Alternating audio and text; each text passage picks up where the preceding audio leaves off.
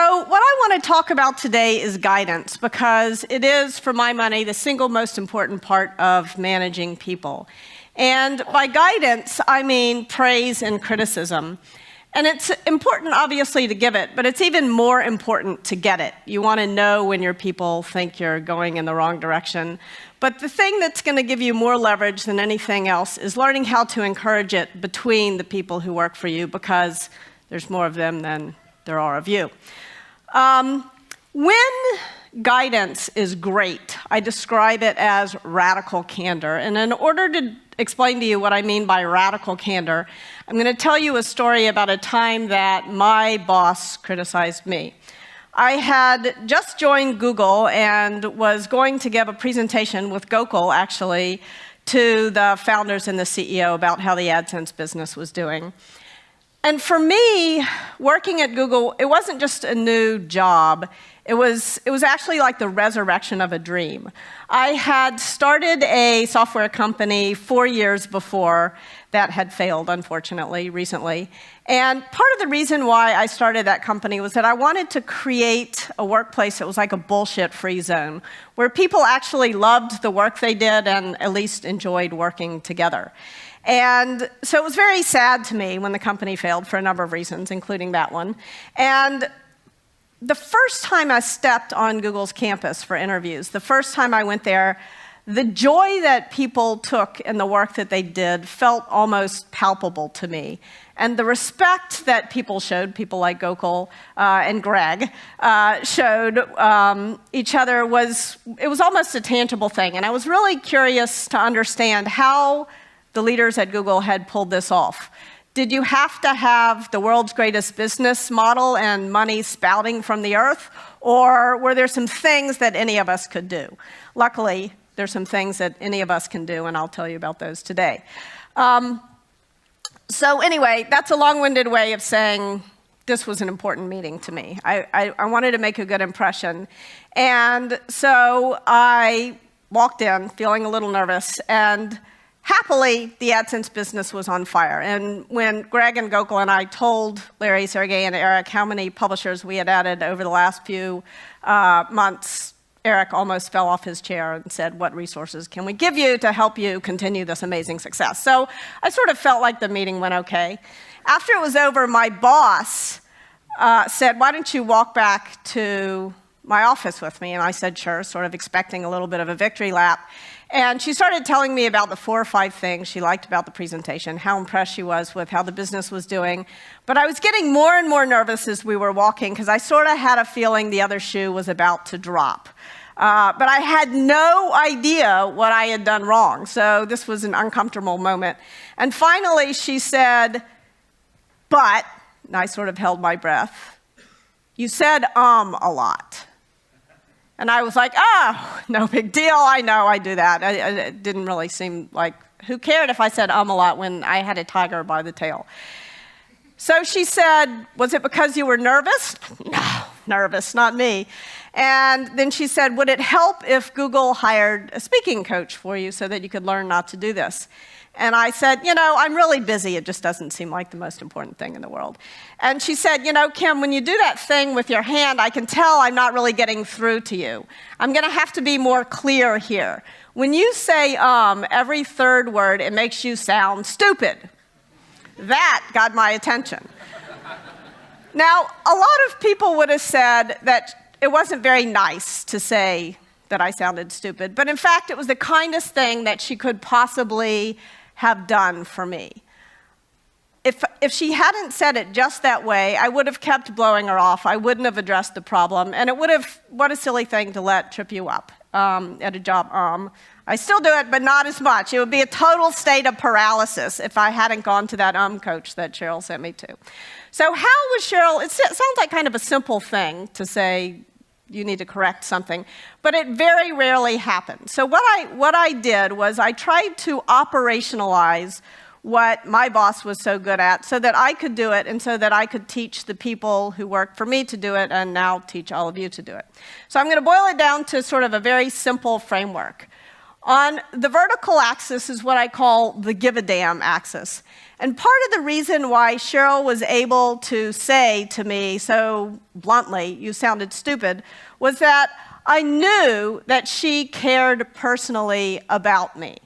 She had done 1,000 things that showed me that. When I first moved to California from New York and I didn't know anybody, I didn't have any friends, she invited me to join her book group.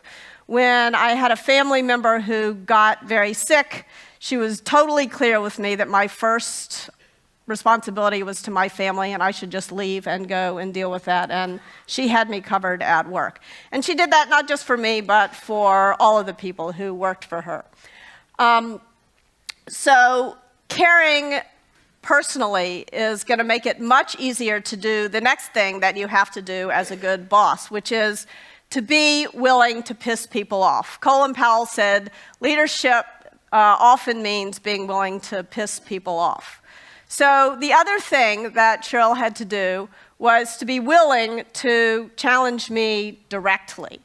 Now, this is something that a lot of us are very reluctant to do. Since the time we learned to speak, our parents told us some version of, if you don't have anything nice to say, don't say it at all, right? Anybody ever get told that? And now, as soon as you become a boss for the first time, or even if you've already been managing people for 25 years, it's now your job to say it. And I would argue it's not just your job, it's actually your moral obligation. John Stuart Mill explains it very well. He says that the source of everything respectable in man, either as an intellectual or as a moral being, is that his errors are corrigible. The whole strength and value of human judgment depends on the one property that it can be set right when it is wrong. So it was not just my boss's job to tell me that I sounded stupid. It was actually her moral obligation to me, right? So that is what, at the intersection of caring personally and challenging directly, is radical candor, right? So how can you be radically candid? If an acronym helps you, radical candor is HIP. It's humble, it's helpful, it's immediate, it's in person, it's in private if it's criticism, in public if it's praise, and it doesn't personalize. My boss didn't say, you are stupid or you're a moron. She just said, you sounded stupid when you said right? There's a big difference between the two. However, that takes a lot of work. Right? It takes a lot of intentionality in your day. So if you can't offer radical candor, the second best thing you can do is to be an asshole. Now, let me be totally clear. None of you is shooting for second best.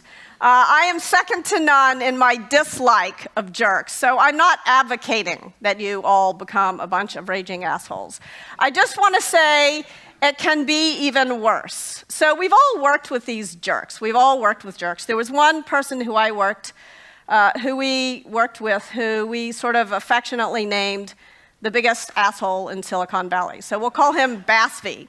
So the real problem with Basvi happened when he had an advisor who was trying to help him sort of brush up his reputation. And unfortunately, this advisor didn't teach him how to care personally. The advisor just advocated that he quit challenging people so directly. So he sort of rolled on over to an even worse place, manipulative insincerity, right? So he would do things like he decided he would go on a listening tour, and he was going to hear from everybody what they liked and what they didn't like. And at first, people were kind of happy to have an audience with Basvi. Why? I don't know. They should have learned. But anyway, they were. But then his silence was deafening, and it became, we all started sort of wondering, were we just wasting our time putting together all these presentations?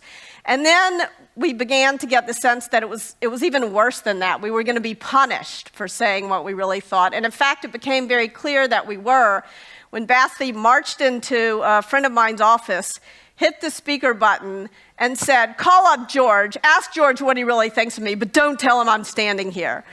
You're like, you think you leave that behind in middle school, but no, this was one of the highest paid executives in the world. Anyway, now, the good news is that the BASFIs of the world are actually pretty rare. I've only in my whole career known 2 people that I would sort of elevate to this level of annoyance. The vast majority of management mistakes happen in a quadrant that I call ruinous empathy. And so to explain what I mean by ruinous empathy, I'll tell you a sad story about probably the worst moment of my whole career. So there was this guy who was working for me, we'll call him Bob. And Bob was charming. He had this sort of quirky sense of humor. We were doing one of those off-sites, and there was some stupid get-to-know-you exercise, and he made us all stop doing it. And he went around the room, and he said, "What candy did your parents use to potty train you?" Oddly, we all remembered. And for the rest of the year, every time there was a tense moment in a meeting, Bob would whip out the right piece of candy for the right person and break the tension totally. So I don't know, maybe I have a weird sense of humor, but I found this endearing, and I really liked Bob. So I really wanted to be nice to Bob. The problem was that Bob was absolutely terrible at his job. And he kind of knew it, and he would come to me, and he would say, "Hey, I'm worried," and I would sort of try to reassure him and buck him up. And after about 10 months of this, it became clear to me that if I didn't address the situation with Bob, I was going to lose 2 or 3 of my very best people. So having tried to be nice to Bob for the last 10 months, having never criticized him because I was trying to be nice, I was now sitting in front of Bob firing him. Not so nice after all. And when I told him, Bob pushed his chair back and he looked at me and he said, "Why didn't you tell me?" And as that question was sort of rolling around like a bowling ball in my head, he said, "Why didn't anyone tell me? I thought you all liked me." And so I realized I had failed Bob in 6 very important ways. The kind of praise that I gave him was like a head fake. It gave him a bunch of false reassurances. I never criticized him when it was not just my job, but my moral obligation to have done so. I never asked Bob what he thought, because I had kind of written him off, frankly, and even though I liked him. And I had failed to create the kind of culture in which everyone in the company would tell Bob when he was going off the tracks. So now I had failed to do my job well, and as a result, Bob was losing his job because of it. One of the worst things about managing people is that you're going to learn your most important lessons and you're going to make your most important mistakes on the backs of other people. So it's really important to learn quickly and to try to learn from other people's mistakes. Not only did I learn it on Bob's back, I also lost $35 million of my investors' money as the company failed, but I learned some very important lessons which you are now going to get for free. So, 4 things you can do. This is why First Round Capital likes me. So, 4 things you can do to avoid ever being in the situation that I was in with Bob. The first one is impromptu guidance, and this is probably the most important one. So take this 2x2, explain it to your teams, draw it, stick it near your desk, get a couple of stickers, 1 color for praise, 1 color for criticism, and get people to put stickers where they think your last interaction was. You'll be surprised how clear people will be with you about how they feel about the kind of guidance that you're giving them. And when you're open to sort of have your guidance be rated by your people, just the visual cue will sort of push you towards radical candor, will push you towards the right direction. Now, the next thing you can do is to make backstabbing impossible. This is one of the most important things you can do to sort of foster a culture of guidance between the people who work for you. So another mistake. I did do some things right in my career, but I learned more from the mistakes, so I'll tell you about those. So I had 2 guys working for me. We'll call them Charlie and Douglas. Charlie and Douglas hated each other. Charlie thought Douglas was a bozo, Douglas thought Charlie was a sleazebag, and so Charlie would come to me, complain about Douglas. I would sort of understand what Douglas did wrong. I would try to play shuttle diplomat. I thought I was Kissinger. I didn't realize I was merely their boss. And I would, go talk to Douglas. Douglas would then complain to me about Charlie. Charlie would look and say, I wonder if they're talking about me. And of course, we were. And so I created, by sort of trying to play go-between, the very kind of toxic political environment that I was trying to avoid. So what should I have done instead? It would have been much better instead if, when Charlie came to me to talk about Douglas, I said, "Did you talk to Douglas?" And if he said no, I should have said, "Go talk to Douglas directly," without me in the room. And then I should have made the commitment to both of them. If you can't work it out, come to me and I'll help you come up with a solution. But come to me together. Don't come to me separately. And I was talking to a leader once who said he would always try to come up with the very worst possible solution for both people when they came to him, because he didn't want to hear about it. The problem is that if you don't genuinely try to come up with something that works for both, if conflicts become too difficult to resolve in your organization, then people will avoid them. They won't challenge each other directly. So I really try to make a good faith effort to help them find the solution and help them find it quickly. So that's thing number 2. Thing number 3, you've got to make it easier to speak truth to power, right? So if you are a manager of managers, you need to make sure that the people working for the people who work for you can raise problems as they arise if the people working for you are not, in fact, good bosses or haven't learned, right?